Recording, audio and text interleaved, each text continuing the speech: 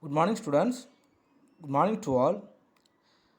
And last day we have studied about the small scale industries and large scale industries and what is the role of small scale industries in economic development. So today just we will go to the next concept. So today just we will study about the nationalization of banks. Nationalization of banks. Why the government have to nationalize the banks? Mean so after independence, the government of India adopted planned economic development.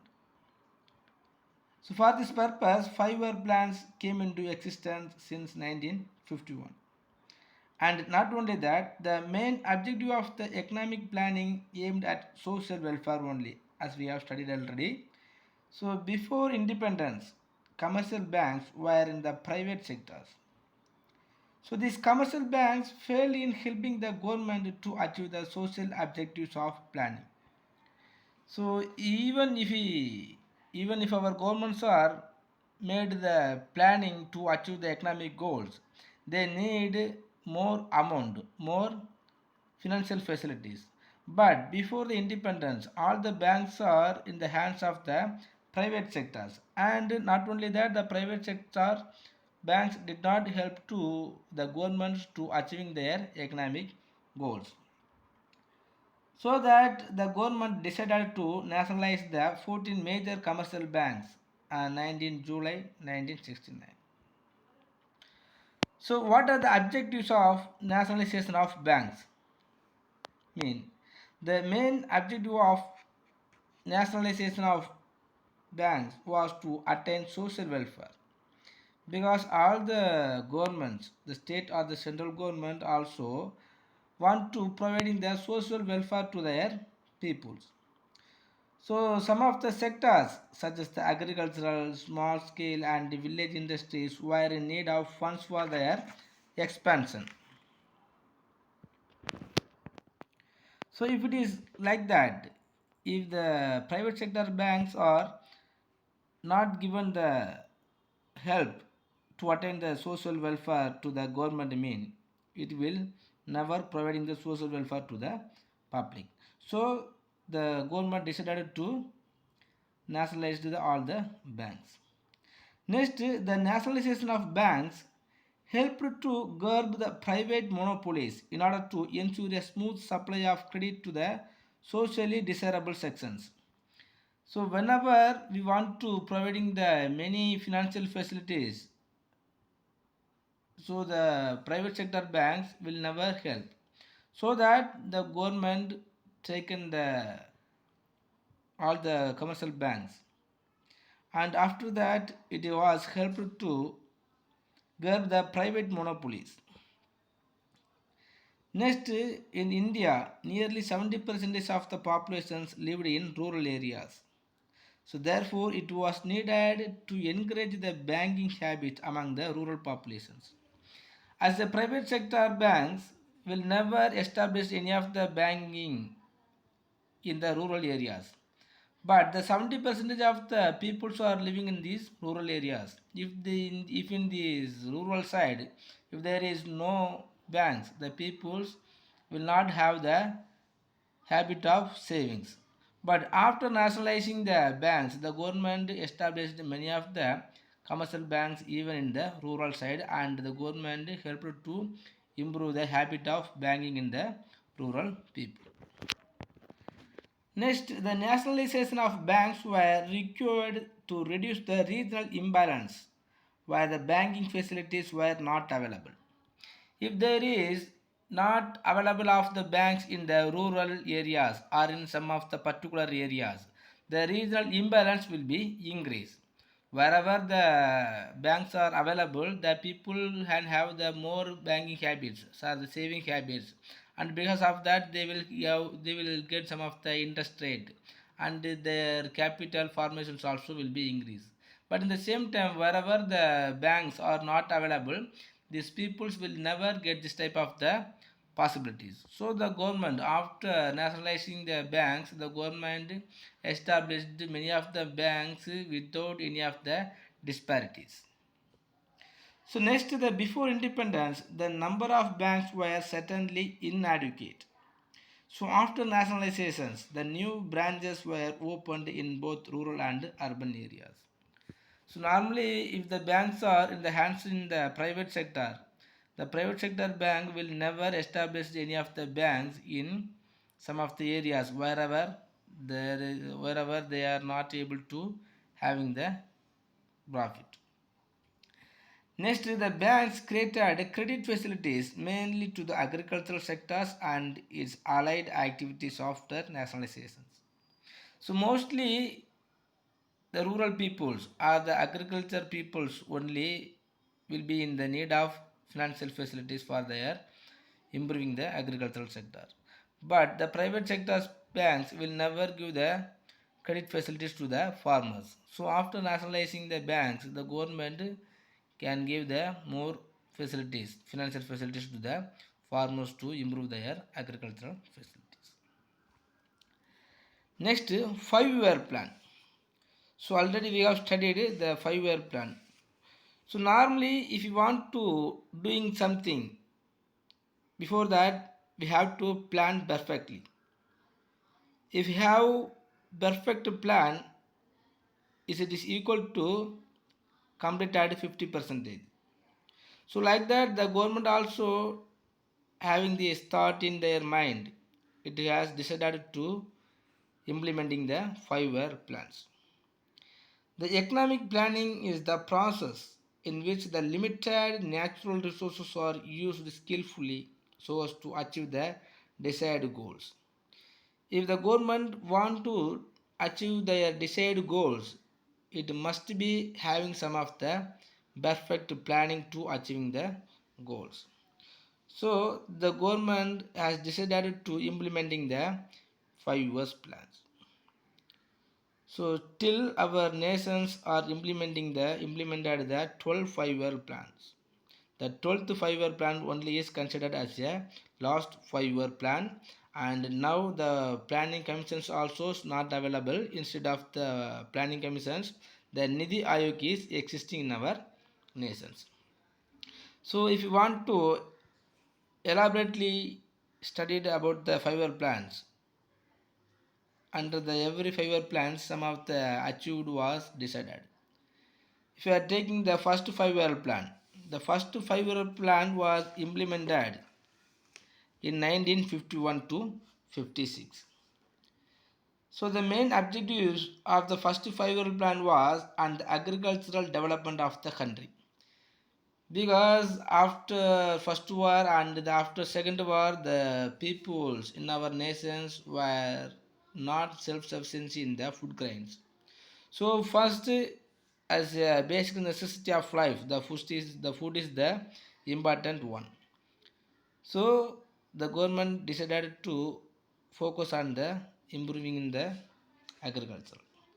This plan was successful and achieved the gross domestic product, the gross domestic growth rate 3.6%. Next is second 5-year plan. In the second 5-year plan, the government focus was on the industrial development on the country. So first, within the first 5-year plan, so we have attained the self-sufficiency in the food product. So after that, we have to give some of the importance to the industrial also. So the government has to decide to focus on the industrial sectors. Next, third 5-year plan. So this third 5-year plan also called as a Gandhi Yojana also. So the main target of this plan was to make the economy independent and to reach the self-propelled positions. Next, plan holiday. Plan holiday means so after 3 5-year plans, there was no 5-year plan. So the main reasons behind the plan holiday was the Indo-Pakistan war and failure of third plan. So because of these two reasons, the plan taken as a holiday. Next, fourth 5-year plan. The two main objectives was taken in this fourth 5-year plan. First one is the growth with the stability and the progressive achievement of the self-reliances. So already within the first 5 year plan itself, we got the self-sufficiency and the self-reliance. But even though we have to growth with the stability and we have to progressive from the self-reliance. Next, fifth 5 year plan. The target of fifth 5 year plan is achieve the growth rate from the 4.8 percentage to 4.4 percentage. Next, sixth 5 year plan.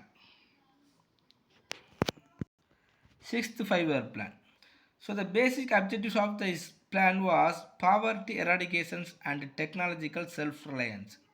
So in this period 1982-85 only in our India, some of the poverty eradication program was implemented. So on the basis of sixth 5 year plan. Next seventh 5 year plan. So the objectives of the seventh 5 year plan is included the establishment of self-sufficient, the opportunities for productive employment.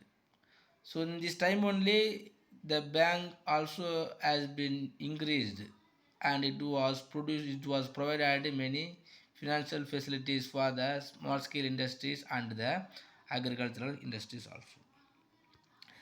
Next, eighth 5 year plan. So in this plan, the top priority was given to the development of the human resources. So the government was decided to increasing the infrastructure facilities and the educational facilities and extending the number of colleges and the other facilities also. Next, ninth 5 year plan. So the main objectives of this ninth 5 year plan was the growth with justice and equity. Growth with the justice and equity. So all the people have to get the good justice with the equal level. Next, 10th 5 year plan. So this plan aimed to double the per capita income of India in the next 10 years. So whatever we have to do for the next 10 years. So all these things was taken on this 10th 5 year plan.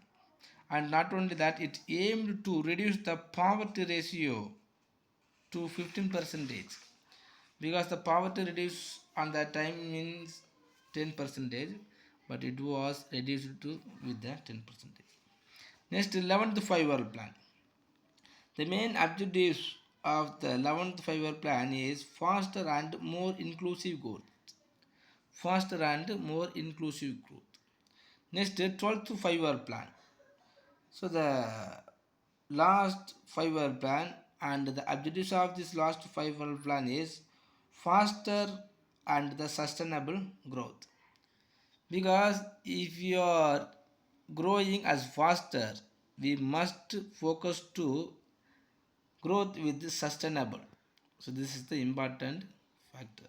So the 12th 5 year plan gave the most important to the faster growth with the sustainable.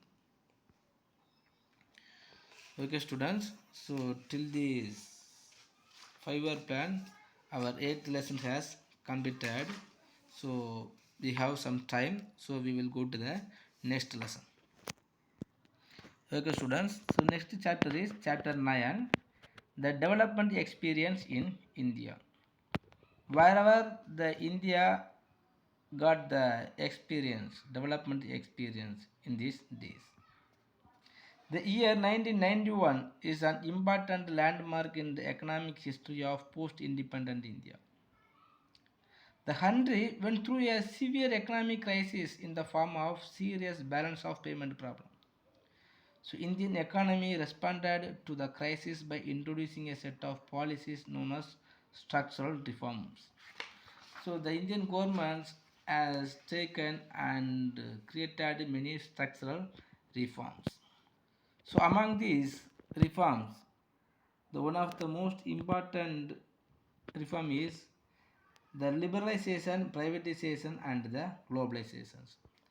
As a new economic policies 1991, so the LPG was introduced. The meaning of LPG or the expansion of LPG is liberalization, privatizations and globalization. So first we must about the meaning of the expansion of LPG, the liberalization, privatization and globalization. Next the meaning of liberalizations. What is the meaning? So liberalizations refers to the removal of relaxation of governmental restrictions in all stages in industries. So before the 1991, so the government has more restrictions to the industrial field because many of the private sector will never come to the industries, most of the industries. But after the 1991, so by the way of delicensing, decontrol, deregulations, subsidies and greater role for financial institutions are the various facts of liberalizations. So if the governments are liberal the privatization, liberal their policies to the entrance of the private sector is considered as a liberalization. Next, privatization. So privatizations means transfer of ownership and management of enterprises from the public sector to private sector. So it is the transferring the ownership from the public sector to private sector. So even in our nations are said to be increasing or growing, some of the sectors are not maintained as efficiently. So the decided of our nations, some of the important sectors are transferring to the private. So the disinvestment, denationalizations and opening exclusive public sector enterprises to private sector are the gateway to the privatizations. So after that privatization, so many of the private industries or the private sectors or the private peoples are taken up the government sectors. That is the important sectors. Next, the globalizations. So globalization refers to the integration of the domestic economy with the rest of the world. So all the nations can have the power and the possibilities to make the investment to start at any industries and export their goods to all other rest of the world. So the tariff, non-tariff barriers opening the doors to the foreign direct investment and the foreign portfolio investment are some of the measures toward the globalizations. Next, arguments in favor of LPG. So some of the economists and some of the industrialists also has given some of the arguments in favor of LPGs. What are the argument in favor of LPGs are? The liberalization was necessitated because various licensing policies were said to be deterring the growth of the economy. So before the 1991, so the government has many restrictions to providing the licensing. And because of that, the industrial sector did not improve as to improving our economy. Next, privatization was necessitated because of belief that the private sector was not given enough opportunity to earn more money. The government sector did not give more employment opportunity and more did not give any opportunity to earning the more money to the public. But after given to the private sectors created many employment opportunities and give more opportunities to earning more money. Because of that, the gross domestic product of our nations was also increased. Next, the globalization was necessitated because today a developed country can grow without the help of the underdeveloped countries. So just if you are thinking yourself, you could understand because many of the raw materials are going to the developed nations from the developing or underdeveloped countries because many of the underdeveloped countries only are producing or involving in this agricultural sector and many of the raw materials for the industrial sectors are coming from the agricultural sectors only. So the natural and human resources of the developing countries are exploited by the developed countries and the developing economies are used as a market for the finished goods of the developed countries. So after the privatization, so many of the peoples are come to our host countries in the name of foreign direct investment, and all the human resources, all the natural resources are used only for our increasing in gross domestic product. Next, arguments against LPGs.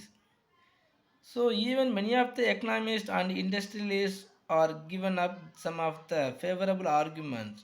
Some of the economists and industrialists and some of the common people also given up some of the argument against the LPGs.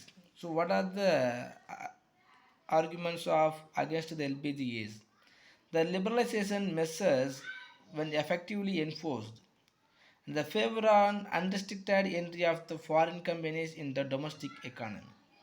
Such an entry prevents the growth of the local manufacturers. So if you are allowing the LPGs, many of the entrepreneurs or many of the investors from the developed countries are come to our nations, and they will start at any of the industries, and if they will produce any of the product by using our natural resources, and not only that, it will be affecting our manufacturer of host countries. Next, the privatization measures the favor of continuance of the monopoly power. So only the powerful people can sustain in a business market. The social justice cannot be easily established and maintained.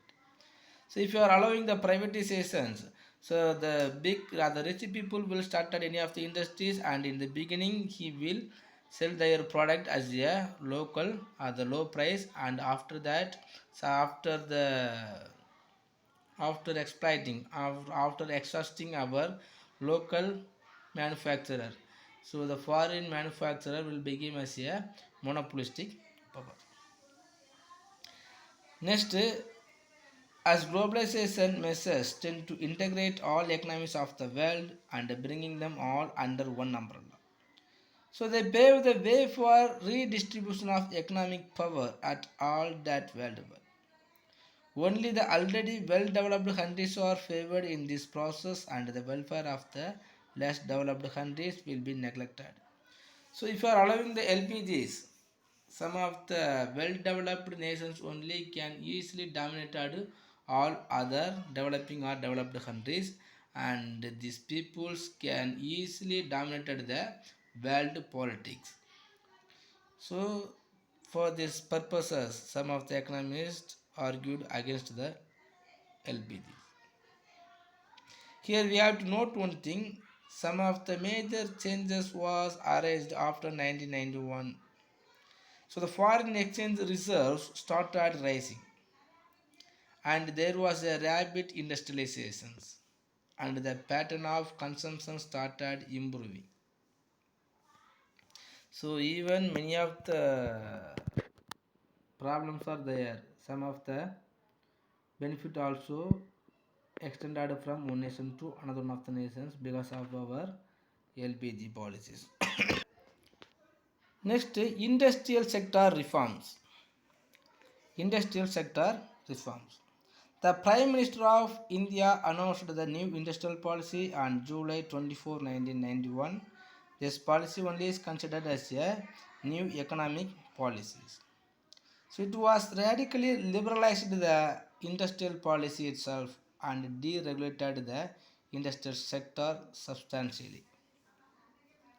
So some of the important initiatives by the government towards industrial policies. So the industrial delicensing, de-reservations of the industrial sector and the public sector policy, abolition of MRTP Act and foreign interest policies. So on the next class we can elaborately explain about these 5 industrial policies. Okay student, if you have any doubt in these liberalizations or the new economic policies or the 5-year plan, just you ask me, and if you have any doubt, just we can talk in the interactive sessions. Thank you.